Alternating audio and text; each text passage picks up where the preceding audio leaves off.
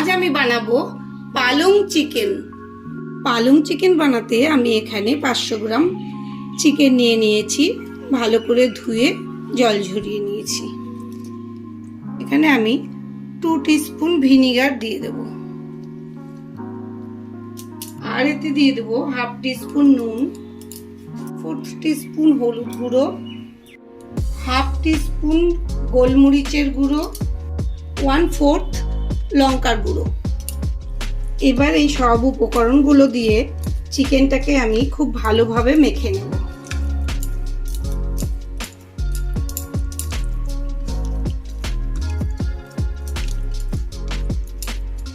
এটাকে আমি খুব সুন্দরভাবে মেখে নিয়েছি এবং এবার এটাকে ম্যারিনেট করার জন্য ঢেকে আধ ঘন্টা রেখে দেব। কড়াতে আমি 1 কাপের মতো জল দিয়ে দিলাম, আর এখানে 1 আটি পালং শাক আমি ভালো করে ধুয়ে নিয়েছি, এটাকে আমি সেদ্ধ করে নেব।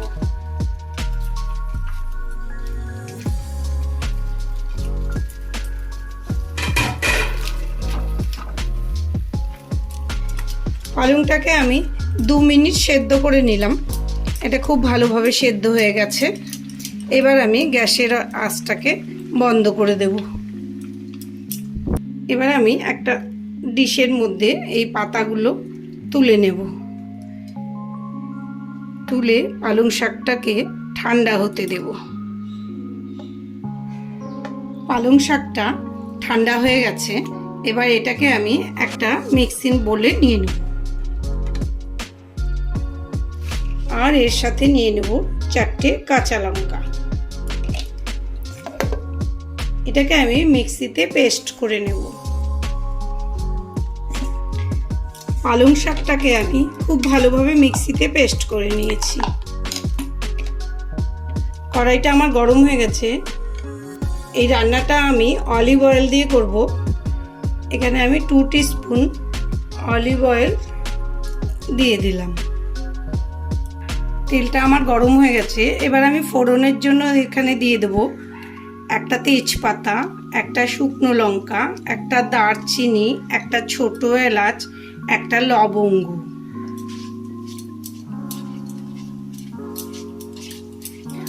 আর দিয়ে দেব 1/2 টিস্পুন মৌরি, 1/2 টিস্পুন সাদা জিরে, 1/2 টিস্পুন গোটা ধনে, 1/2 টিস্পুন কসুরি মেথি। ফোড়নটা আমার খুব সুন্দরভাবে ভাজা হয়ে গেছে। এখন এর মধ্যে দিয়ে দেব 2 টেবিল স্পুনের মতন পেঁয়াজ কুচি।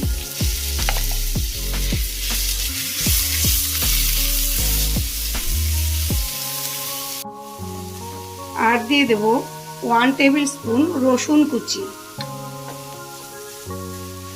1/2 টেবিল স্পুনের মতন আদা বাটা।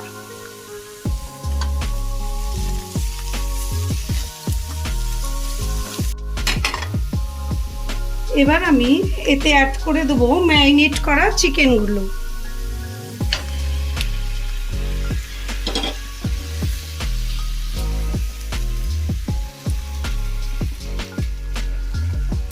ম্যারিনেট করা চিকেনটা দিয়ে আমি ঢেকে ঢেকে এটাকে 5 মিনিট ধরে কষিয়ে নেব।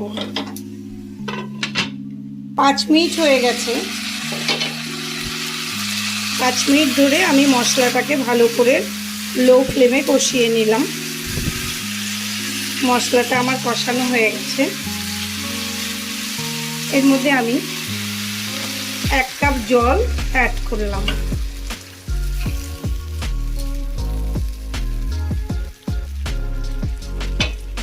আবার আমি ঢেকে দেব, ঢেকে মাংসটা সেদ্ধ হতে দেব। 5 মিনিট আমি ঢেকে রেখেছিলাম। চিকেনটা আমার খুব সুন্দর সেদ্ধ হয়ে গেছে।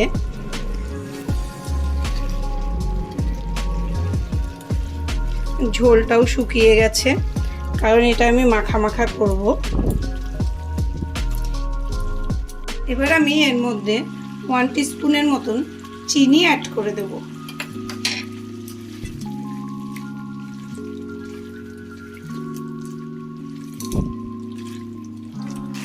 এবার আমি এতে অ্যাড করে দেবো পালং শাক বাটাটা।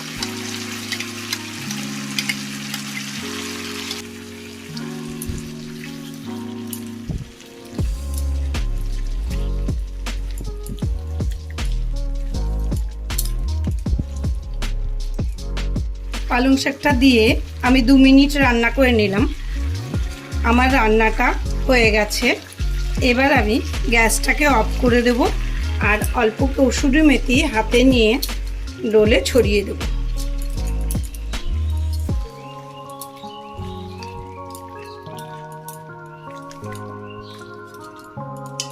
এবার আমি এটাকে একটা পাত্রে তুলে নেব। তাহলে আমার তৈরি হয়ে গেল পালং চিকেন। আপনাদের যদি আমার আজকের এই রেসিপিটি পালং চিকেন পছন্দ হয়ে থাকে তাহলে অতি অবশ্যই আমাকে লাইক ও কমেন্ট করে জানাবেন আর আমার চ্যানেলটিকে সাবস্ক্রাইব করে দেবেন। ধন্যবাদ।